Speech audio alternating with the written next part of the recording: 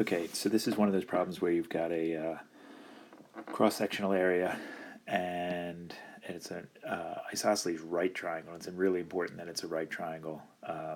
Otherwise, you won't be able to figure out its area. And the whole idea with these things is that you're taking one fundamental shape. In this case, it's a right triangle, isosceles right triangle, and it's going to kind of change its size as it gets formed across the x-axis here. So I've taken the liberty of drawing like several versions of what that triangle would look like. This small purple one, then the slightly bigger red one, and then the blue one, and then the green one. And you can see as those triangles get bigger and bigger and bigger, the shape is going to get bigger and bigger and bigger until the y value along this x-axis gets to its maximum, and the triangle would be its tallest. And then as it moves back along to the back side, the triangles are going to get smaller and smaller and smaller again, and it's going to sweep out or form this shape, this solid. The whole idea with these is what you're doing is taking infinitely many of these triangles, which you could think of as maybe like a sheet of paper, with very, very, very little thinness. They're really, really thin. I've referred to it down here as the depth of this paper as being dx. So you can imagine a whole bunch of sheets of paper that gradually get bigger and bigger and bigger, making a solid.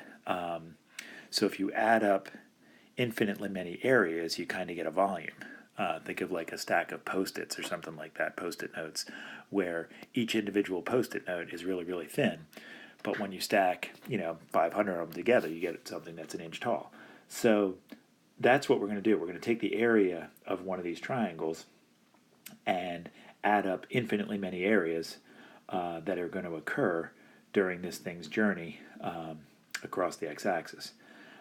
So the first thing we need to do is find out what that area is, because basically the general formula for these things is if you can find out what the area formula is in terms of x or y, whatever your variable is, and then you just integrate that from whatever your left limit is to whatever your right limit is, that's going to give you a volume. So you can think of it as this thing being 2 dimensions, and then adding up infinitely many really skinny a third dimension. You're going to get like centimeters squared or something like that, and then multiply it by centimeters, and you're going to get centimeters cubed, which is a volume.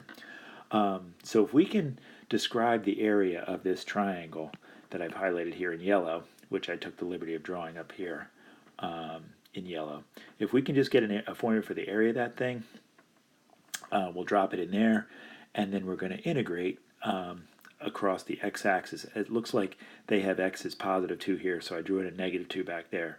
So we could integrate from negative 2 to 2 and excuse me, get our volume. So let's worry about getting the area of this triangle. So the base is, in turn, it's along the y-axis, but it tells you up here in the story that x squared plus y squared equals 4.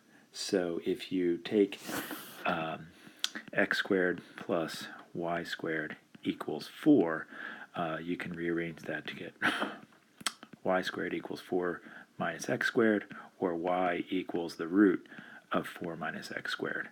So essentially, the distance from the x-axis out to there is the positive root of 4 minus x squared, because this is the positive direction. And then the distance going back that way to the other side would be the negative root of 4 minus x squared. So the total distance from this to this would be 2 root of 4 minus x squared. So this entire base from here to there could be described as 2 root of 4 minus x squared. And just imagine that being kind of the same as going from, say, negative 3 to 3. That distance is twice as much as this, which of course is 3. So if the distance from here to here is root of 4 minus x squared, the whole distance is going to be 2 times that. So there's the base of our triangle. And of course our area formula for a triangle is 1/2 the base times the height.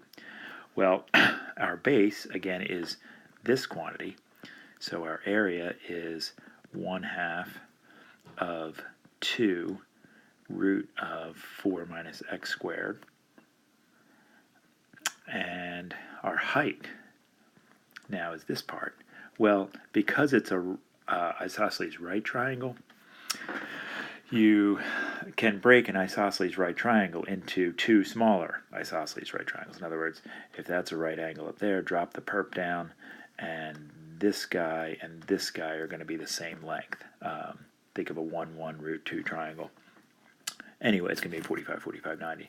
Anyway, because this distance is root of 4 minus x squared, that means this height is also going to be root of 4 minus x squared. So 1/2 the base times the height, we need another root of 4 minus x squared. So our area formula simplifies really nicely in terms of x. The 1/2 and the 2 kill each other, and we get a root of 4 minus x squared times another root of 4 minus x squared, which just gives you a 4 minus x squared quantity. So we can integrate as x moves from -2 back here to 2. -2 to 2 of our area formula, which is 4 minus x squared dx. Now, to make our lives a whole lot easier, obviously there's symmetry in this function, being an even function. So we could just, to make our integration easier, double the integral from 0 to 2 of 4 minus x squared dx, which would be,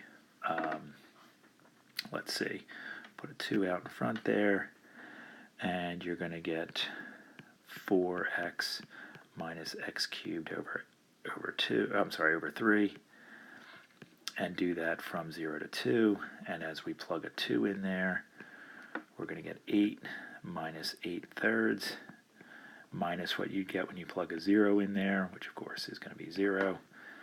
So we have 2 times the quantity, 24/3 minus 8/3, which is 2 times 16/3, which is 32/3. So that's my answer. I did all that stuff kind of quickly, so pretty sure it's correct. So that's the way you do all those things. The key is being able to describe the area that is moving across the x-axis or the y-axis, whatever the case might be. See ya.